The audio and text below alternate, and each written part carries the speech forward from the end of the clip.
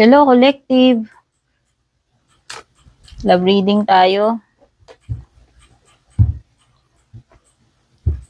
So, collective reading lamang ito. Kung ano lang yung tutugma sa inyo, yun lang ang kunin ninyo. Pag hindi kayo nakaka-relate, ibig sabihin, hindi para sa inyo yung reading. Timeless reading to kahit kailan nyo ito mapanood. Kung kailan makarating sa inyo, baka yun yung perfect yung timing na ma-receive nyo yung mga messages na nandito. Kung bago po kayo, please don't forget to subscribe, like, or follow. Lalo na kung magugustuhan nyo to. Palib na lang ako ng heart, ng like, ng comment.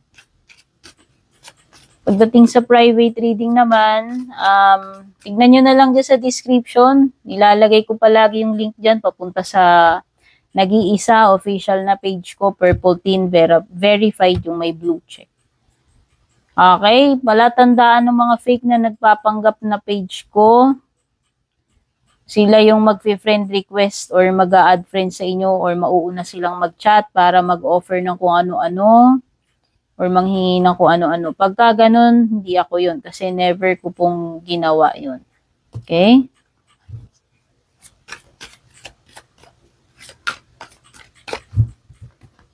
Kaya useless kung tatanungin nyo ako, chat nyo ako, ma'am, ikaw ba to? Basta walang blue check yung pangalan ng Purple Teen, hindi ako yon.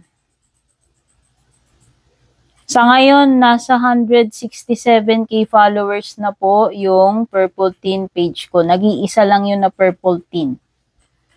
Although meron pa akong isang page, Teen Arcana, ako rin yun.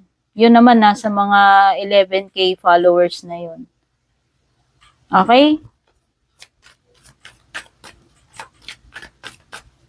Check natin, ano ba yung energies muna ni person?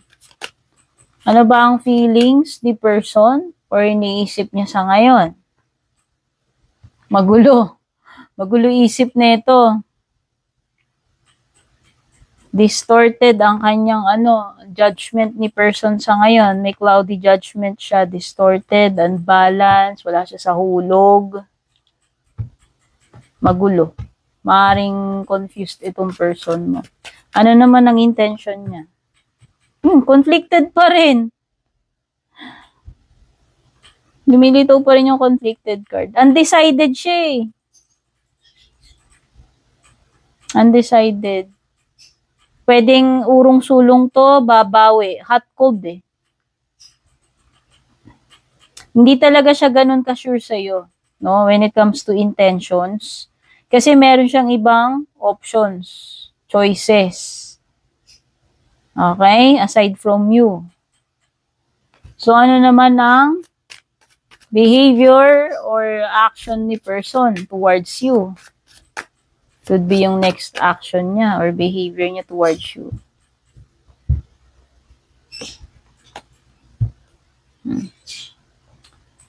I don't think gagawa ng action tong person mo towards you. Kasi parang ang masisense ko rito sa one day card is maghihintay na lang siya ng timing.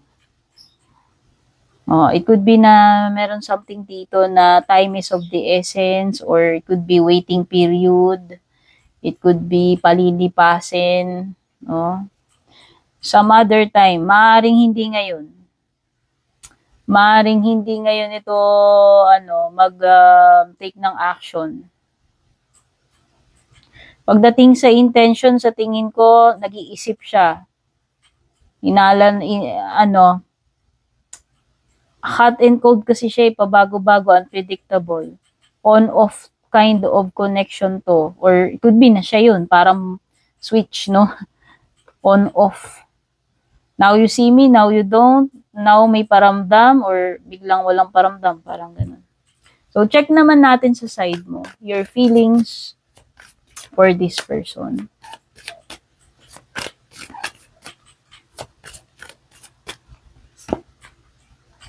You're on the breaking point. So, pwedeng ikaw, malapit ka na sa final straw. Kumbaga, habang tumatagal, umiiksi na yung PC mo. or nauubusan ka na ng pasensya dito and nau-overwhelm ka na rin. So, on the brink of sasabog ka na, bibigay ka na, gigive up ka na, ano mo yun? Pa. Sa side mo. Oo, ginagamit mo yung intuition mo, pinakikiramdaman mo itong person mo na lang, tinatalasan mo na yung pakiramdam mo. It could be na nababasa mo siya eh. You're trying to read this person's energy, you're trying to read ano yung next move na itong person na to, means ginagamit mo yung intuition mo, pinapairamdaman mo, sinapsychic mo, no? So, let's move sa ano yung magiging challenge or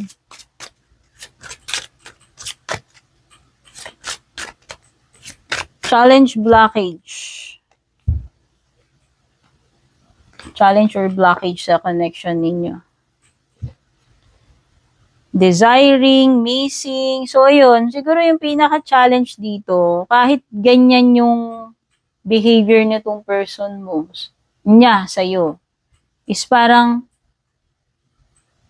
eto ka pa rin, at namimiss mo pa rin siya, kinikrave mo pa rin siya, dinidesire mo pa rin tong person na to, kahit na binibreadcrumbs ka lang niya, kahit tira-tirang oras na lang, or whatever na kulang-kulang na lang yung treatment niya sa'yo. Kahit na on and off, hot, cold itong person na to, ang conflict dito is, maybe you still love this person, gusto mo pa rin siya, longing ka pa rin, waiting, umaasa ka pa rin. Maaring yun yung blockage. Instead na magawa mo, nabigyan mo na lang siya ng ultimatum dito, gawin mo na lang yung dapat mong gawin, move forward, or break up, or confront, is parang, dinidesire mo pa rin eh. Parang, kumbaga, hindi mo pa rin mapigilan yung sarili mo that you still like or desire this person despite na ganun yung treatment niya sa'yo. Okay, ano pa? Next is, ano yung hidden, unforeseen, or unexpected dito sa, connection ninyo? Meron talagang something, imagine, ang tinatanong ko sa area of the unexpected, ang lumabas is shocking. Could be, may trouble na paparating. It could be na merong hindi inaasahan na pangyayari talaga. Kasi yun talaga yung lumitaw. Sige, clarify pa natin. Wow!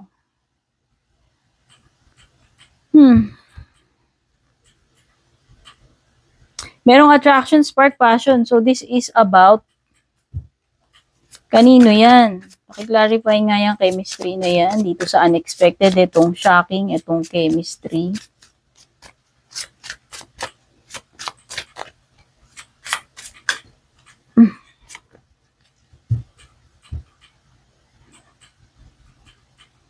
Could be an earth sign.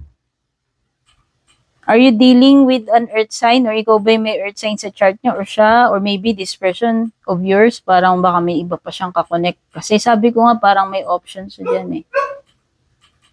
Ano pa? Oh, Virgo! Wow! Uncanny. Kasi earth sign, tas kinlarify ko pa, lumitaw, hermit. So, Virgo energy. So, talagang, meron something dito, could be na masya-shock ka, kasi ito yung area ng unexpected. Meron talagang something shocking, unexpected dito. Pero, yun na nga. Could be na merong attraction with another, baka may ka-connection na earth sign, Virgo. Kaya siguro, itong unexpected na to, I think, maaaring mag-ano siya eh. Itong dalawang cards na to ay dalawang cards ng detachment, lalayo. Oo, it could be na i-ghost ka nito, layuan ka. Maaaring yun yung hindi mo inaasahan, baka bigla na lang, alam mo yun. Or could be na marireveal sa'yo kung meron man siyang ibang kakonect, yung earth sign na Virgo. Baka yun. Ano pa? So, ano na yung next possible na mangyayari? Yun na nga, sabi ko nga, pwedeng may paglayo, sudden, unexpected na breakup, cool off, detachment, ghosting from this person.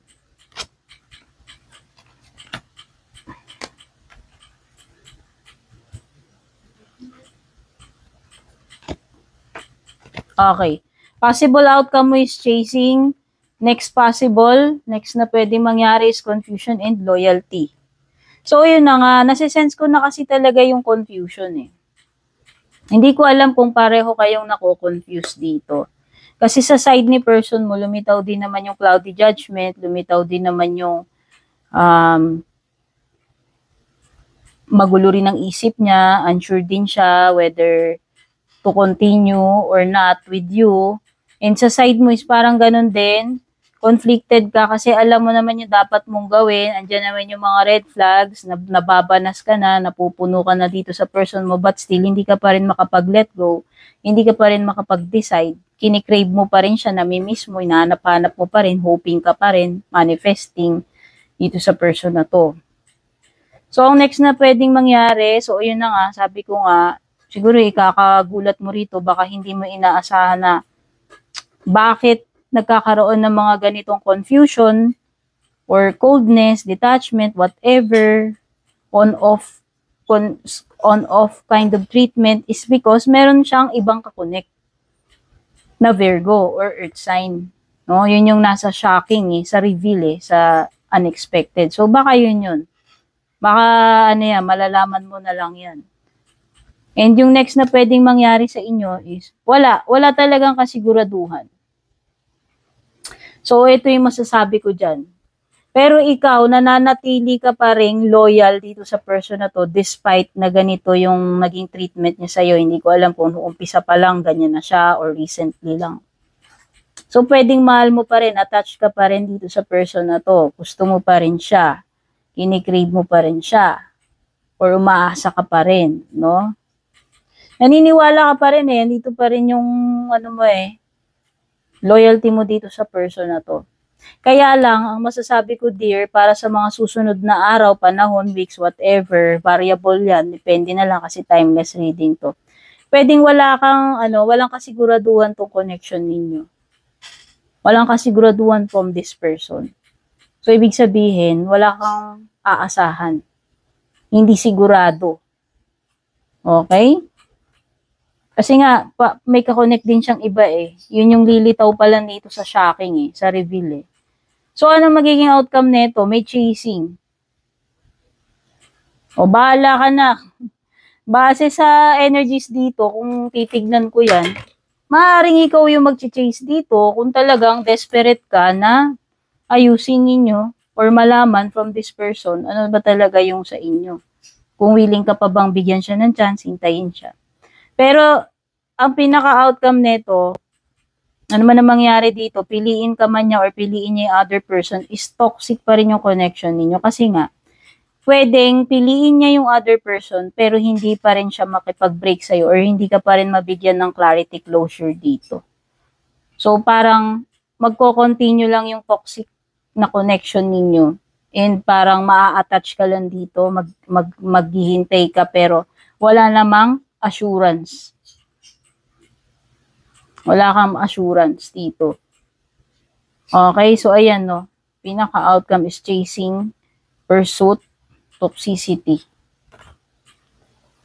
Okay, so far yung mga signs na meron dito, strong earth signs, Taurus, Virgo, Capricorn, Virgo. So yan, sana makatulong sa inyo itong reading na to. Gawin nyo lamang guide, disclaimer, card reading pa rin yan. Hindi guaranteed na totoo, magkakatotoo. Pero kung na-entertain kayo, nakarelate kayo, nakatulong man sa inyo to sa paanong paraan, don't forget to like, follow, subscribe. Don't forget to leave a heart, a like, a comment, pa-share na rin. Until sa susunod na reading, Godspeed, babush.